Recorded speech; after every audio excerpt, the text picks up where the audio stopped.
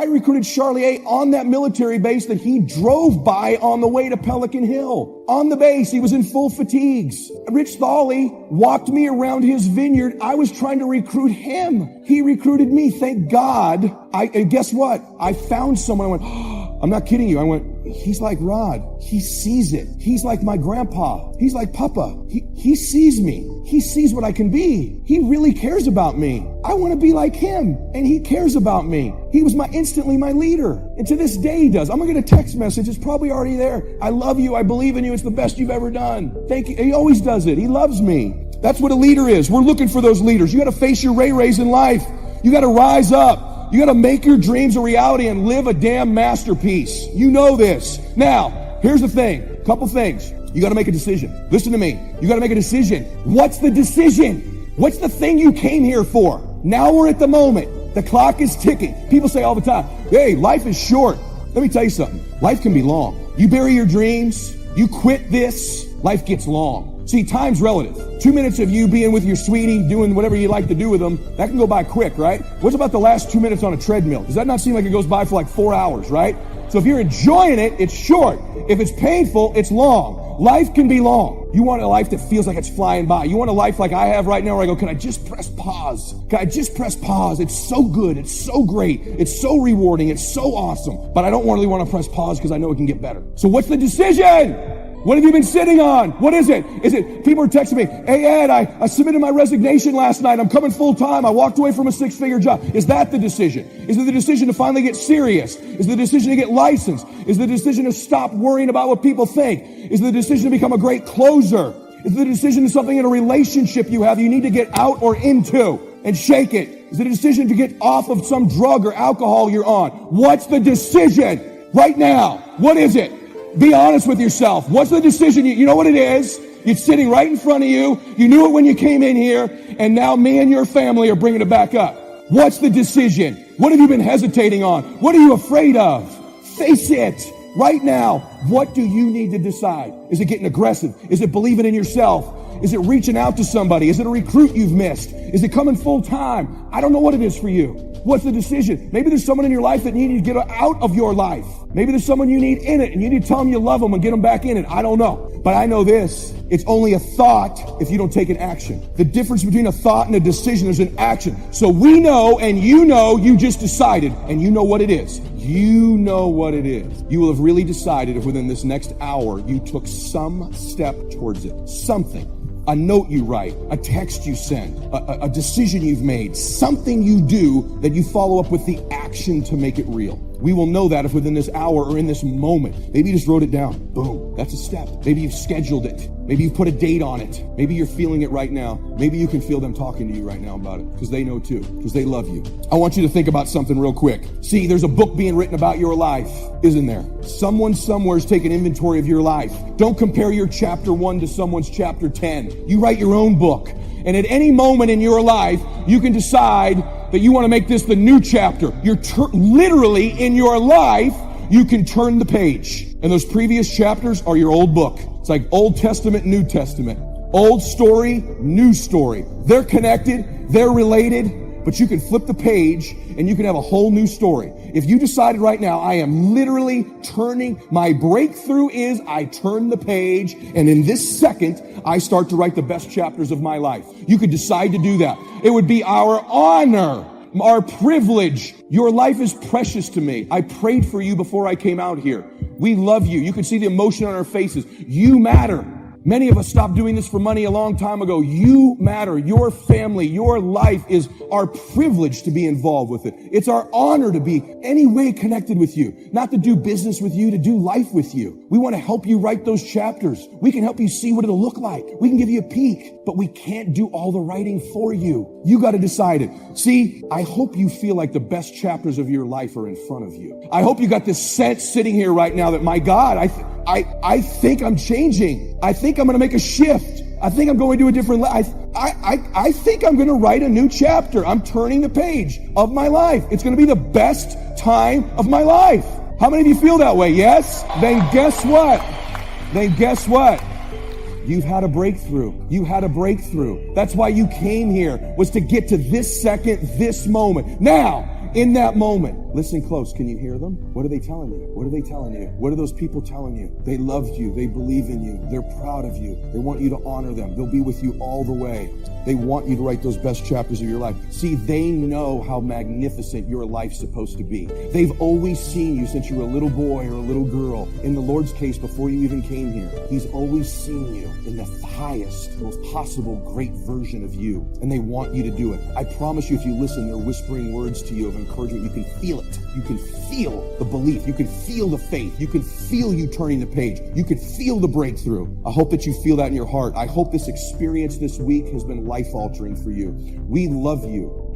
Now that takes us to the next level. If it's hard, why do people do it? You ask people who do things. Why do they go it? People who climb mountains just for the sake of it. Nobody paying them to do it. Just do it. Somebody said, I'm going to run around the world. He said, well, why would somebody want to do that? I'm going to swim the Atlantic Channel. Why? Why do people do that? I wondered, why would a Nelson Mandela give up 26 years of his life? Why do people do that? Here's what I discovered in high school. High school, I decided I wanted to go out for football. Never forget this. And I discovered why people do things. You know why, ladies and gentlemen? Even though it's hard, it's worth it. It's worth it. See, one day we had Coach Alkin Hepburn had this plaque down there and this wood on the floor, on the ground. He said, Brown, come over here. I had my suit on. I said, yes, sir. He said, I'm going to have old Larry Littles down there. Old big Larry. Yes, sir. Big, fat, sorry Larry. Yes, sir. Brown, I want you to get down bull neck. Yes, sir. He said, I want you running Larry. I want you to put your helmet right in his pit, right up and hit his chest and knock him off that board. You hear me, Brown? You can do that. Yes, sir. Can you do that? Yes, sir. I said, hubba, hubba. I said, hubba, hubba. He said, Brown, I want you to knock him off. You're going to make the team. I know you can get him. All right. Look at him. I'm sorry. Yeah. Knees knocking and everything. I said, yes, sir. Then he went down to Larry. Larry Littles, who played 12 years for the Miami Dolphins, all pro for 12 years. This is a bad, big dude. 250 pounds, strength, agile, and all muscle. He said, Larry,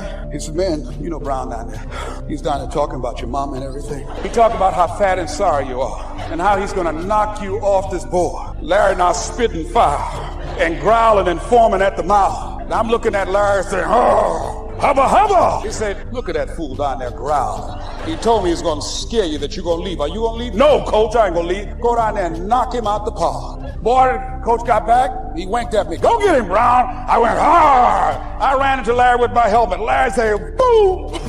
I don't know where I landed. When they woke me up, I said, can y'all take this helmet off me for a minute? I said, y'all got any more positions out here? They said, like where? I said, don't y'all need an announcer? I said, Brian, where you going? I was crying. They said, man, some girls over there. I said, I don't care, man. I'm hurt. I said, that fool almost killed me, man. He said, Brian, you quit, man. I said, yeah. I said, what? I said, it ain't worth it, man. No, it ain't worth it. Y'all go ahead. Y'all crazy. I'll be your announcer, man. I was calling the game. I was up there in the booth. Call good games, too, because the pain wasn't worth it. And I'm saying to you, you know why people do what they do? The people who go after their stuff, what makes it worth it? It's got to be your passion. You got to love it, ladies and gentlemen. You got to love it. It's got to be what you are supposed to do. You want to sing, and even though they want to invite you to Carnegie Hall, you're going to sing to anybody that listens to you, including singing to yourself. I used to talk to my plants when nobody else would listen to me. You got to write, even if no one published your book, write, because that was given to you to do. You do what it is you're supposed to. You're supposed to build something. You're supposed to create something. I don't know how to do it. Learn. Do whatever is required. Just go out there. Old Testament says a unique scenario unfolded according to the law, and that was they worked 9 years, and the 10th year was a sabbatical. The 10th year, work 9, take the 10th year, and not just to relax, not just to replenish, not maybe just to get physically in shape. Change of pace, we call it in the modern society, but not just for that. I'm sure that in ancient days, that sabbatical was to go over the last 9 years, what went right and what went wrong, and what worked well and what didn't work well. And how did you grow, and how did you learn, and how did you change, and what have you got now after 9 years that you didn't have at the beginning of the 9 years? See, that's so valuable, a sabbatical, some time. There's also something to be said for solitude when you reflect. Sometimes you can reflect with somebody. Husband and wife reflect on the past year, right? Parents reflect with their children on the past year. How did we do it, and how didn't we do it, and how could we improve? Colleagues can reflect with each other. But now here's one of the most important. You got to learn to reflect with yourself. There's something to be said for solitude. There's something to be said for taking those occasions to shut out the world and shut out everything else for a while. I've got a motorhome. That's how I do it. With my motorcycle on the back. And I head for the mountains and ride the Jeep Trail, where there's very few human beings on the Jeep Trail, or out in the desert somewhere. It's called my time to get away. When you live a very public life, you treasure solitude, a chance to reflect, go back over my life, go back over my skills, go back over my experience, alone. There are some things you need to do alone. Ponder, think, wonder, read, study, absorb, soak in, see if you can't become better this year than you were last year, better the next 9 than you were the first 9. Solitude. There's even a more modern advice that says, go to the closet for time of meditation, time of prayer. Go to the closet. Closet meaning what? Away. And there's even a graphic description of the away. It said, enter into your closet and what? Got some students here, I'm sure. What? Close the door. For what? Just to shut out everything. Life is experience, and touching and seeing and looking and doing and acting and disciplines and all the stuff. But sometimes, this is where this reflecting is so important, to shut the door, and wonder, prayer, contemplation, thinking, and let things move in to your consciousness and awareness that no other way can it be done, right? Flying down the freeway, I'm telling you, it's difficult to get through. So many things to do, it's difficult to get through. But times of solitude, times to reflect. So this is so valuable. Learn to reflect. Now here's why it's important to reflect. To make the past more valuable to serve you for the future. Here's what's really powerful. Learning to gather up the past and invest it in the future. Gather up today and invest it in tomorrow. Gather up this week and invest it in the next week. Gather up this year and invest it in the next year. See, that's so powerful, rather than just hanging on one more year, hanging in there, seeing what's going to happen. Learn, study. This is part of the personal development quest. Becoming better than you are, more valuable than you are, not just in terms of economics, in terms of motherhood, in terms of fatherhood, in terms of being a better brother, a better colleague, making a better contribution to the family, to society, to the community, to the church, to the office, to the commitment, to the partnership. Doesn't matter what it is that has value.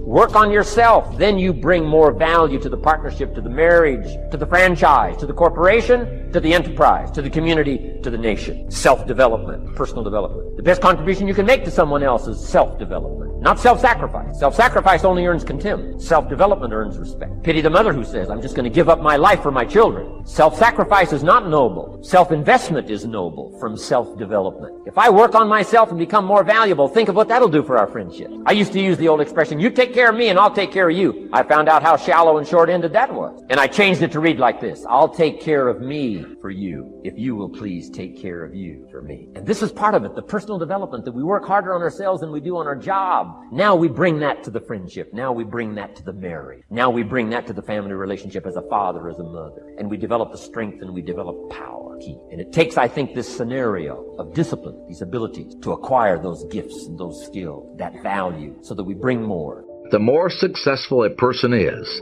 the less that person makes excuses for anything. Now, this disease of excusitis comes in several forms.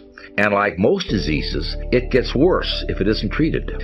A victim of this thought disease thinks like this: I'm not doing so well. What can I use as an alibi that'll help me save face?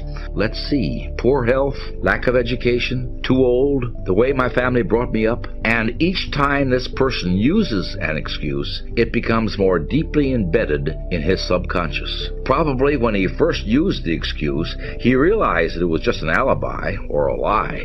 But the more he uses it, the more he believes it, until he is convinced that the excuse is the real reason for his lack of progress. So right now, I want you to vaccinate yourself against excusitis, the disease of failure. There are a number of types of this disease, and when you listen to what follows, you'll find out how to protect yourself against each of them. Well, I'd like to take on more of the work that would really be important to me, but I really don't see where I have the time to do it. I'm really rushed now just to finish the work that I already have. I can't imagine how I would find more hours in the day to finish more work. First, let's deal with what may be the most common form of excusitis, time. You hear this one everywhere. I don't have time, or not now, I'm too busy. People who make this excuse are saying, it takes every minute I've got just to keep up. So how do you expect me to put out the extra effort it takes to get ahead? But there's a basic fallacy in this excuse, and this is it. Everybody, whether you're the president of a big company or the paper boy, everybody has exactly the same amount of time. You and I both have 24 hours a day, 168 hours a week, no more, no less. The question is, what do you do with your time? Most people spend about 51 hours a week sleeping and about 50 hours a week at work, counting commuting time. So far, that's 101 hours. On average, people spend about 15 hours a week eating, figuring 2 hours a day for breakfast, lunch.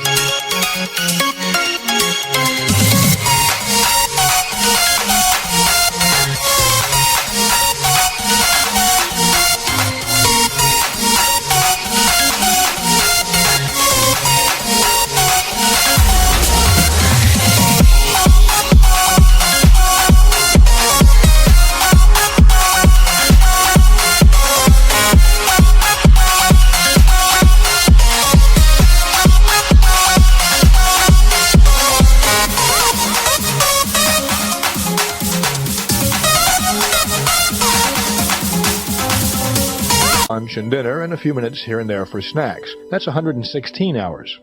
Now throw in 24 hours a week for relaxing, reading, watching television, playing with the kids, making love with your spouse, and getting some exercise. That makes 140 hours. And on top of that, throw in 4 hours a week for going to church or watching a football game. That makes 144 hours. But remember, there are 168 hours in a week. So even after we've eaten, slept, worked, played, made love, and even watched a lot of television, we've still got 24 hours left over. You could watch another 6 hours of television a week and still have 18 hours unaccounted for. So where do people get this excuse? I haven't got enough time. There is just no truth to the statement. It simply is an alibi for mediocrity, for failing to give yourself the chance to succeed. Successful people don't say, I don't have time. Successful people welcome new challenges, and they find the time to meet them. There's an old business axiom that says, if you want something done, find the busiest person you can and get them to do it. The truth.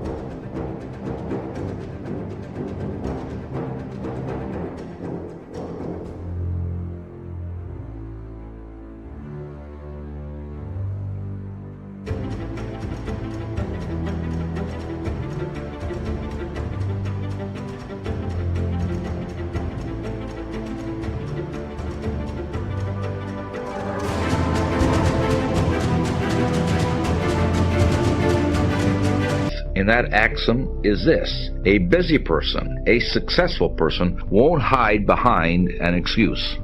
That person wants challenges, wants more business, wants that additional assignment, because a successful person knows that success is a direct product of extra effort. That's the hard part, because you want to try to surround yourself with like-minded people, but you also got to understand, this is something my father told me a long time ago. I don't know if this translates to you. Let me see. My father said, everybody come with you, can't go with you. Now this is hood, you know what I mean? When I say hood, this is poor people think very richly. everybody come with you, go with you, can't go with you, which means there are some people in your life that can only go with you to a certain point, and they can't go anymore because they cannot think. See, let's say, listen to me. You say, I want to be a doctor. I'm just using that. I couldn't have been a doctor. I'm not that smart. I can't read, that good. So me being a doctor was out the question. And then I don't really care for sick people. So it's just not a good look for me being a doctor. Let's say you want to be a doctor. And you tell some people, I want to be a doctor. And you go to high school and you graduate from high school. And they go, yeah, he's going to be a doctor. And then you go to college, and some people you go to college with drop out of college. And you stay and you say, I am still going to be a doctor. Well, the person that dropped out of college, how can they possibly believe that you will be a doctor when they can't even finish school themselves? So that person goes away. And you go a little bit higher. You graduate from college and you're getting ready to go to medical school, and the people that you went to college with, 2 of them drop off. If they don't get accepted into medical school, then they go away. So how can they possibly think that you will complete the task of being a doctor when they keep falling away? See, it's like this. Let me show you something. When a rocket ship takes off, back in the old days, there was 4 tanks of gas connected to this rocket ship. 4. In the USA at Cape Canaveral, Cape Kennedy, and they go 5, 4, 3, 2. And this rocket starts blasting off. It takes 4 tanks to get the rocket off the ground. But as soon as it comes off the ground, 2 of those tanks stay on the ground. Then as the rocket ship goes higher, back in the day when they used to show the rocket ships taking off, you see it getting high into the sky. You see one more tank fall off into the ocean. It falls into the ocean. Now there's only 1 tank. In order for this rocket to get into orbit, in order for you to get to where God wants you to go, eventually you will have to lose the other tank so that you can get into orbit and start orbiting the earth. If you do not get rid of the tanks along the way, you will be too heavy.